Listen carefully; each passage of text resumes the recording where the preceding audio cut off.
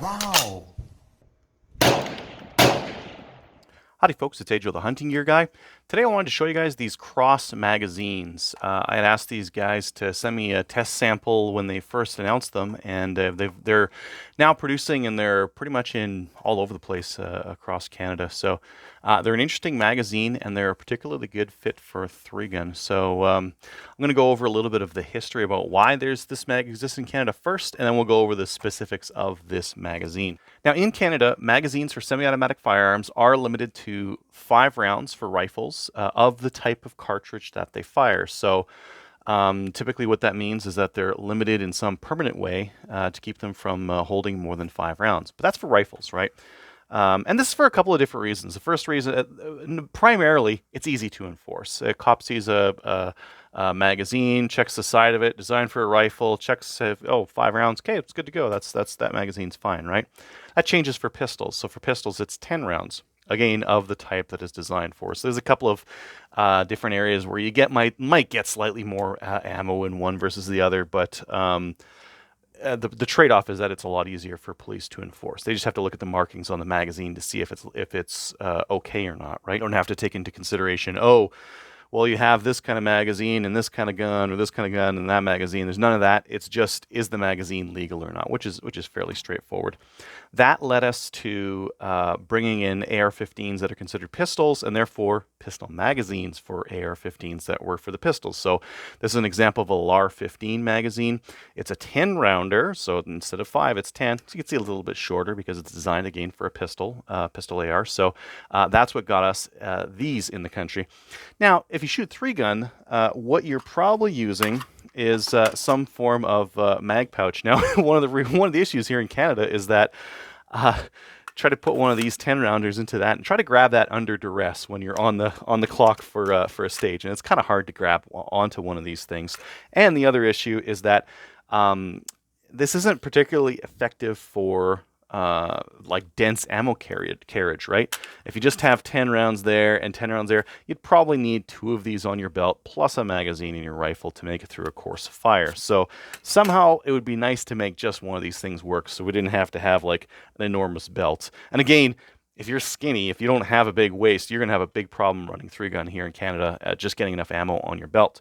So that introduced us to coupled magazines. Now, coupled magazines, you're typically looking at $25 to $30 per magazine, and depending on the coupler, like 15, 20 bucks kind of a thing.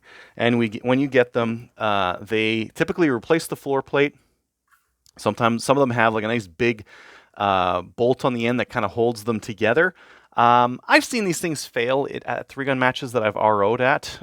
They twist and come apart, or the lips can come off the bottom here, and they spray ammo all over the place, and it's not a good time for the competitor. But this is kind of what we've been going with because, again, dense ammo storage. Now you can hold 20, 40, and then 60 to 210s in your gun, which is going to be plenty for any matches.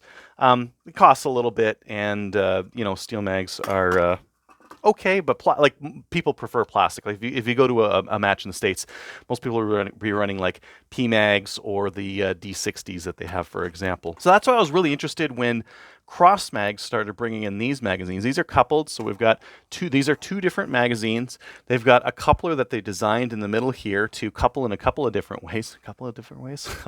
And what it basically means is that you can pull them apart.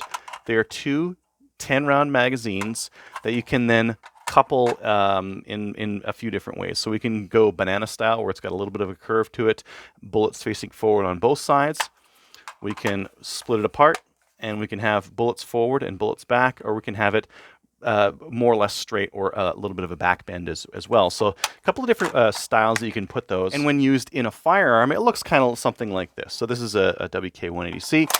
You fire off these rounds until your bolt locks open, and then you would pop this around and then pop it in and get going on the second magazine, after which you drop them out and get onto your next mag. So this way, the speed is okay. Like you can practice getting after this, and it's all right from that standpoint. Really, the advantage to, again, running these coupled magazines is that you can have one of these in the gun. There's 20. You can have 40, and then 60. So with one of these double blade techs, you're basically good to go for a 3-gun match. I'd say that there's a couple of advantages to running one of these things. The first is the cost. The cost on this thing is actually super reasonable. They come 2 mags and the couplers all in one package, and the cost is frequently less than the cost of just getting the aluminum or metal mags without the coupler. So cost is pretty good. The other thing I really like about them, if you're going to go hunting or something like that, you can just break it off and then there's your 10-round magazine. You don't really need a 20 when you're hunting, right? And this stays nice and compact as well. So that's an advantage. And then just the fact that the coupler goes in so many different styles is also very interesting. And then and this is, again, if you're going to get real rammy with this thing, and this happens with the aluminum mags as well. If you get really rammy with this, the worst that's going to happen is that you rip off one of the magazines, drop one, and then pop the other guy in. That's not as bad as what's going to happen if you get really rammy with these ones and you twist that bottom magazine off, because one of those mags is going to dump all of its ammo and you're going to be stuck having to drop that out of the gun. Now, in terms of construction, we're looking at a couple of interesting things. One of them, they're kind of a smoke style, so you can see how many rounds are still in the magazine, or if it's dirty, or if there's any kind of crap in your magazine, which is, again, pretty practical. They do have a no-tilt follower in them, so the follower doesn't move back and forth when you put more or fewer rounds in it, which is also kind of nice. And then the takedown on the magazines is quite easy. You see that pin right in the middle there? All we need to do is poke at it with a round or whatever we have, move it forward. I'm just going to move this forward because that spring is under some pressure. And then we can pull that guy right out. Now, a couple of things on this magazine that I noticed that were pretty nice. You can see those little lines there. Those are actually for the springs to kind of wear against. Nicer polymer mags will basically be the same.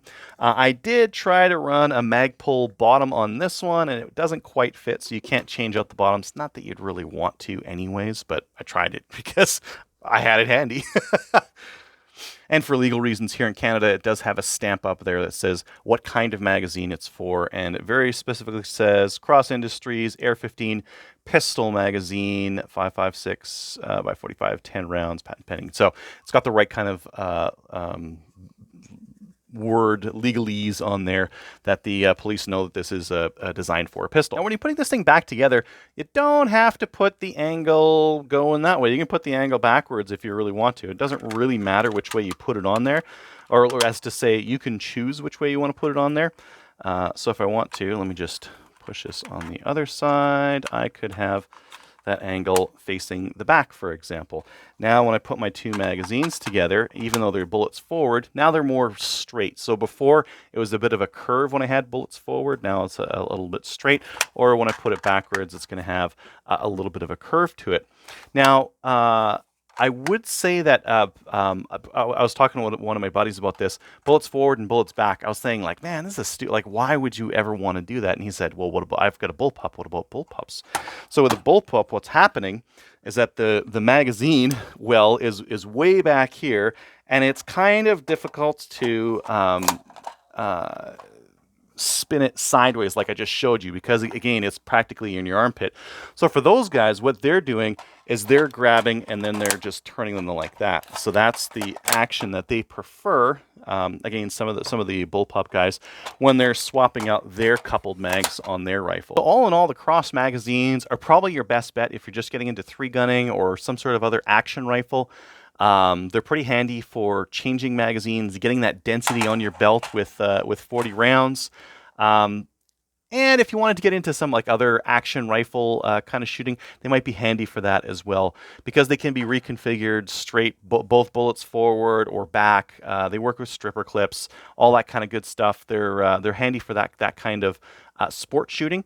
And as well, if you wanted to go hunting and you just wanted to grab one 10-round magazine, that'll do it as well. So you're good to go for coyote hunting in the areas where you can do that kind of thing.